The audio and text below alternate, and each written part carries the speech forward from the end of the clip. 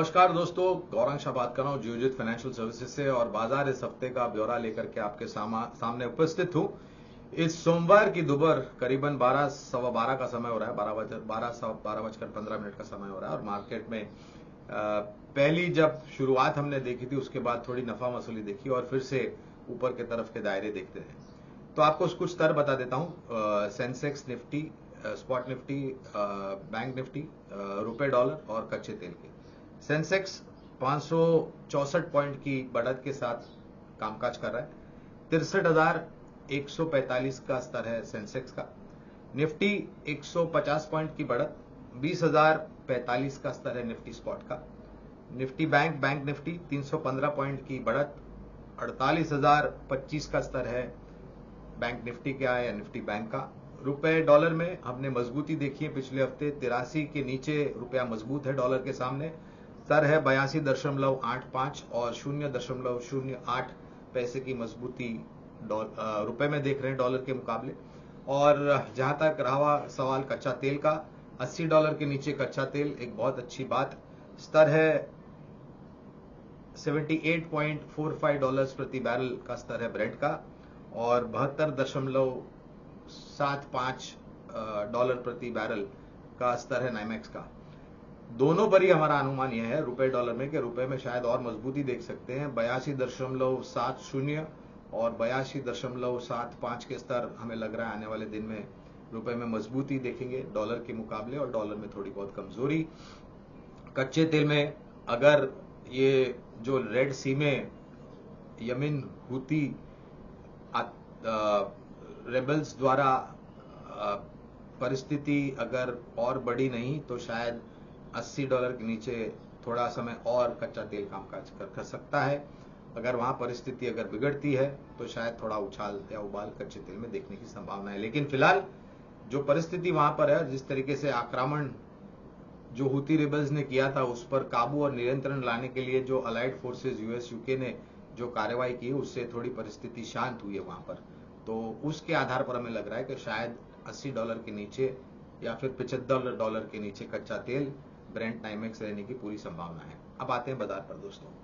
तो पिछले हफ्ते हमने देखा था और पिछले हफ्ते के अगर आपको याद होगा दोस्तों, पिछले हफ्ते जब हमने बाजार के बारे में ब्यौरा दिया था तो हमने कहा था कि उठापटक वॉलेटिलिटी वाला बाजार, दोनों तरफ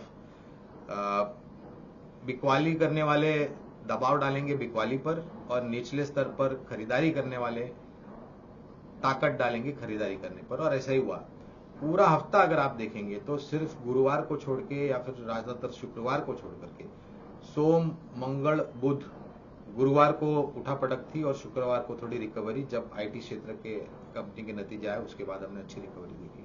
लेकिन उसके पहले सोमवार से लेकर के बुध गुरु तक दोनों तरफ हमने कामकाज देखा, बिकवाली भी देखी, निचले तरफ खरीदारी आती हुई देखी और ऊपर के तरफ के दायरे देखे। और हर एक दिन अगर आप देखें पिछले हफ्ते तो निचले स्तर से उपला निचला स्तर बना था और उपले स्तर से और एक उपला स्तर बना था उस पिछले वाले दिन की तुलना में।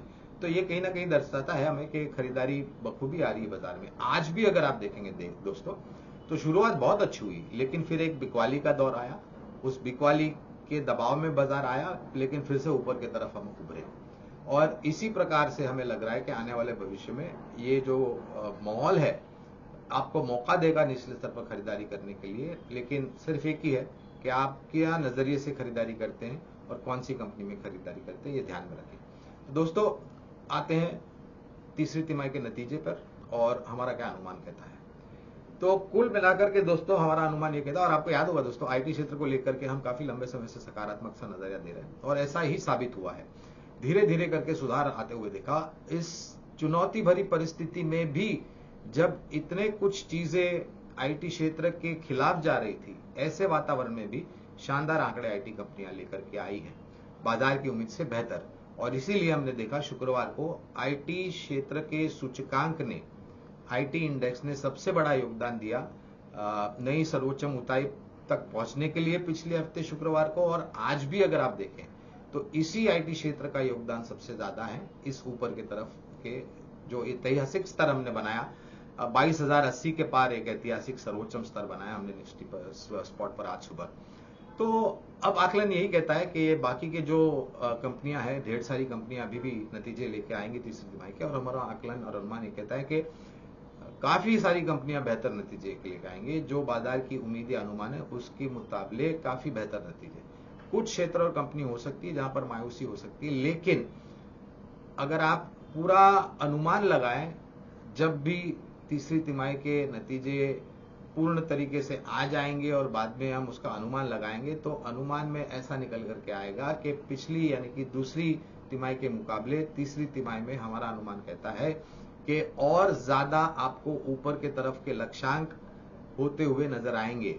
और ये पूर्ण तरीके से संभावना है जिस तरीके से शुरुआत हुई है। अगर आईटी क्षेत्र जिसका अनुमान बहुत कमजोर, बहुत खराब नतीजे का था, अगर वो उससे विपरीत नतीजे लेकर के आते हैं, तो जो बाकी अन्य क्षेत्र है जहां पर ऐसा दबाव नहीं है, तो वो किस प्रकार के एक आप अनुमान अंदाजा लगा सकते हैं। तो हमें लग रहा है कि बहुत सारे अपग्रेड्स आपको देखने मिलेंगे दूसरी तिमाही की तुलना में। तीसरी तिमाही में काफी सारे अपग्रेड आपको देखने मिलेंगे। दायरा क्या होगा बाजार का, निफ्टी का? तो दोस्तों, एक अब जिस प्रकार से हम सर्वोच्चम स्तर पर गए, जीवन का सर्वोच्चम स्तर जो हमने देखा सेंसेक्स, निफ्टी बैंक पर, उसको ध्यान में रखते हुए जो अंतर है निचला स्तर और ऊपला स्तर का, वो थोड़ा बढ़ जाता है। तो निचले स्तर में हमें लग रहा है कि अगर बिकवाली तरफ का दबाव बहुत ज्यादा रहा तो 21,750, 21,800 का स्तर काफी मजबूत स्तर है, जिसके नीचे जाने में संभावना कम लगती है। ऊपर के तरफ अगर हम 20,050, 20,075 निर्णायक तरीके से टिक पाते हैं निफ्टी स्पॉट पर बाजार बंद होते होते, तो संभावना पूरी है 22,200, 22,300 की। हो सकता है इस हफ्ते, जैसे पिछले हफ्ते हमने देखा था, एक आध दिन मुनाफा वसूली की चपेट में बाजार आ सकता है, इसमें कोई दो राय नहीं। लेकिन हर एक गिरावट पर खरीदारी का मौका है, पहली बात। दूसरी बात, क्या वो चीजें होंगी जो सहायता करेंगी निफ्टी को 22,200, 22,300 तक पहुंचाने के लिए? तो पहली बात नतीजे, जैसे हमने बताया, और नतीजे अच्छे आते हैं तो स्वाभाविक है उस कंपनी के जो लक्ष्यांक है ऊपर जाते हैं, सेक्टर आउटलुक मजबूत होता है, और अगर वो सेक्टर भारी वजन रखता है सेंसेक्स निफ्टी में, वेटेज जिसे हम कहते हैं, तो स्वाभाविक है वो भी रिलेट होता है ऊपर की तरफ। तो ये एक कारण है। दूसरा कारण, 1 फरवरी की तारीख दूर नहीं है, माननीय वित्त मंत्री जी श्रीमती निर्मला सीतारामन जी बजट पेश करेंगे। काफी कुछ बाजार में चर्चा हो रही है, क्योंकि चुनाव है, तो भाजपा की सरकार, वित्त मंत्री जी मन लुभावन बजट लेकर आएंगे। हमें ऐसा नहीं लग रहा है दोस्तों। हमने देखा है पिछले कई सालों से जब भाजपा की सरकार केंद्र में रही है, मन लुभावन बजट नहीं आता है, सूझबूझ समझदारी वाला बजट आता है, और सबको एक साथ लेके आगे बढ़ने का बजट आता है। तो अगर ऐसा होता है तो हमें लग रहा है बाजार इसको दोनों हाथों से सराहनाएगा और स्वागत भी करेगा, और फिर हम बजट जैसे जैसे पेश होता जाएगा, विश्लेषण होता जाएगा, समझ होती जाएगी और उसके बारे में चर्चा होती जाएगी। लेकिन ये एक दूसरा कारण है जो शायद हमें मदद कर सकता है। लेकिन मुझे लग रहा है कि बजट के पहले ही हम शायद 22,200, 22,300 तक जा सकते हैं। और अगर अनुमान जो बजट में है समझदारी, सूझबूझ के साथ वाला रहा, तो मेरा मानना है कि ये शायद बाजार को और सहायता करेगा ऊपर जाने के लिए। तो कहने का तात्पर्य यह है दोस्तों कि कोई भी गिरावट आती है तो खरीदारी का मौका है। कुछ अंतर्राष्ट्रीय स्तर पर संकेत है जिस पर नजर रहेगी इस हफ्ते। चाइना की विकास दर के आंकड़े आएंगे, यूरोप में महंगाई दर के आंकड़े आएंगे, और लाल समुद्र, रेड सी, जहां पर हुती रेबल्स थोड़ा बहुत तांडव कर रहे हैं और कुछ तरीके की गड़बड़ी करने की प्रयास कर रहे हैं, वहां पर नजर रहेगी, क्योंकि फिर उस पर निर्भर रहेगा कच्चे तेल के दाम किस दिशा में जाते हैं। लेकिन ज्यादातर हमें लग रहा है कि एक सकारात्मक परिस्थिति हो सकती है, और उसी सकारात्मक सोच के साथ हम आपको हर बार ये राय देते हैं निवेश करने की लंबी अवधि के लिए, और दो विकल्प आपके सामने रखते हैं। उसी सोच और विचारधारा के आधार पर हमने दो अलग अलग क्षेत्र से दो कंपनी आज आपके लिए बुनियादी तर्क पर पसंद की है। पहली है रियल एस्टेट क्षेत्र की कंपनी। आगे बढ़ने से एक सावधान करना जरूरी ये होगा कि रियल एस्टेट सेक्टर में काफी बदलाव हुआ है, अनुशासन काफी आया है, लेकिन इस सब के बावजूद अभी भी ये थोड़ा उठापटक यानी कि वोलेटाइल सेक्टर है। तो आपके पास अगर आप निर्णय लेते हैं इस कंपनी में निवेश करने के लिए, या कोई भी रियल एस्टेट की अच्छी कंपनी में निवेश करने के लिए, तो आपके पास जोखिम लेने की क्षमता ऊपर की तरफ होनी चाहिए। ये एक नंबर विनती है। नाम है कंपनी का Prestige estates, real estate sector की। दक्षिण भारत स्थापित कर्नाटका राज्य में बेंगलुरु में ये कंपनी का हेडक्वार्टर्स है और बहुत बड़ा काम उस क्षेत्र में उन्होंने किया है। दक्षिण भारत में, कर्नाटक राज्य में, बेंगलोर में किया, बाकी अन्य राज्यों में किया, लेकिन धीरे धीरे करके ये अपने नक्शे कदम पूर्ण भारतवर्ष में फैलाना चाहती है। मुंबई में, महाराष्ट्र मुंबई में भी इन्होंने कुछ अच्छे खासे प्रोजेक्ट्स लिए हैं जिसके कामकाज चल रहे हैं। और जिस प्रकार की कमेंट्री रियल एस्टेट, अच्छी मजबूत रियल एस्टेट मैनेजमेंट कंपनियों ने दी है अपने प्रोजेक्ट्स लॉन्चेस को लेकर के, प्रोजेक्ट्स की खरीदारी यानी कि सेल्स को लेकर के काफी अच्छे आंकड़े आए।